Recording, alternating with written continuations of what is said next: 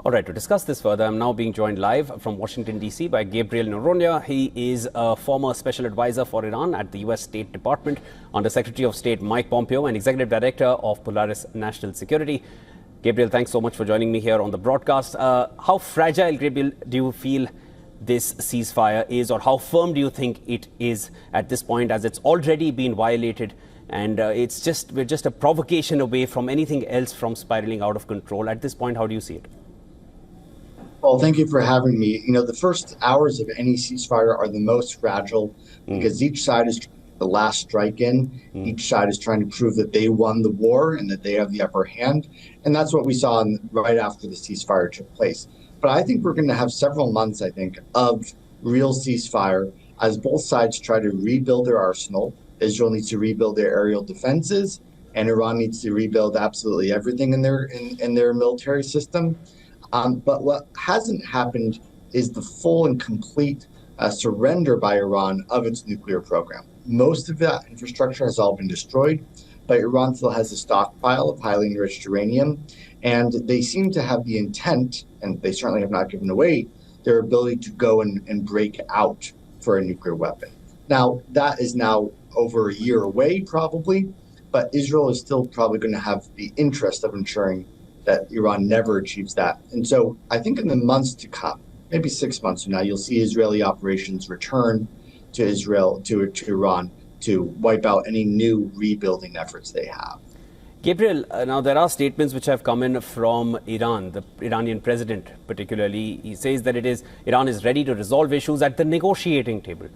Now, there were already several rounds of talks on the negotiating table. Those went on for several weeks with the US and between US and Iran, and this was before Israel's preemptive strikes, followed by hostilities from all sides.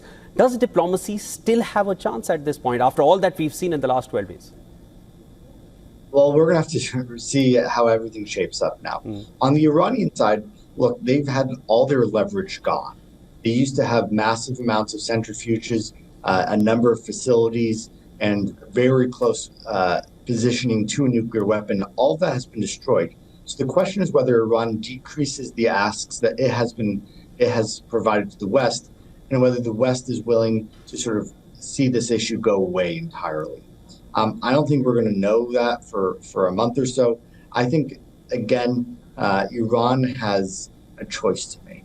Do they want to attempt to get a nuclear weapon, or do they move on and try to prioritize their conventional forces, their terror proxies, and again, a more conventional foreign policy? If they go that latter route, I think there's actually a possible sustainable path to an agreement which could see sanctions relief for Iran if it gives up any ambitions of a nuclear program. Their experience here has chastened them. They've lost so many commanders. They've lost many facilities. And again, I think you're going to see a lot of the Iranian elite say that they do not want a repeat of this in a year. They want to have sustainable peace. Gabriel, another comment which came in from the Iranian side, that Iran is still saying that it is not seeking nuclear weapons, but it will assert legitimate rights. What are these legitimate rights, or what rights will Iran be permitted to have given the evolving or the devolving situation at this point? Let's say it's still evolving now that the ceasefire is in place, but what rights does Iran have now? You know, Iran has violated all of its treaty commitments under the Nuclear Non-Proliferation Treaty and under their safeguards agreement with the IAEA. And so there's almost no rights that they have. However, I think what we're going to see is that Iran is going to withdraw from the IAEA's treaties. I think they're going to kick out international inspectors, and they're going to threaten to rebuild nuclear facilities without any international access there. Now, again, I think that would be a mistake. That will invite another war.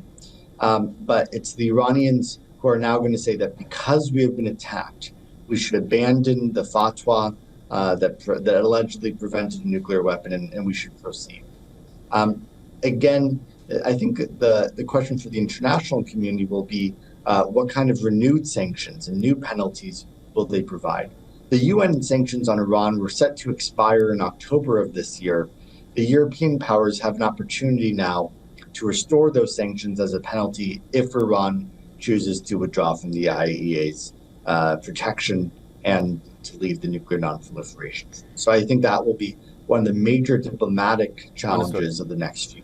to Gabriel, I March want to quickly slip in one more question, get one more reaction from you before we move further. The kind of damage that Israel sustained, and all three sides are as of now claiming victory, whether it's Israel, US or Iran, but the kind of damage Israel sustained in the last 12 days, do you feel Israel or US are not going to be so soon or so quick to carrying out any kind of hostilities against Iran going forward, or does it continue to be the same as it has been? Well, Israel lost about 24 civilians. We don't have any information to suggest that they lost any military fighters, any airplanes, or suffered any hits against their actual military infrastructure. And after Israel has suffered so many thousands of deaths in prior conflicts, I think their appetite to actually continue war is much higher than Iran's appetite to suffer these damages.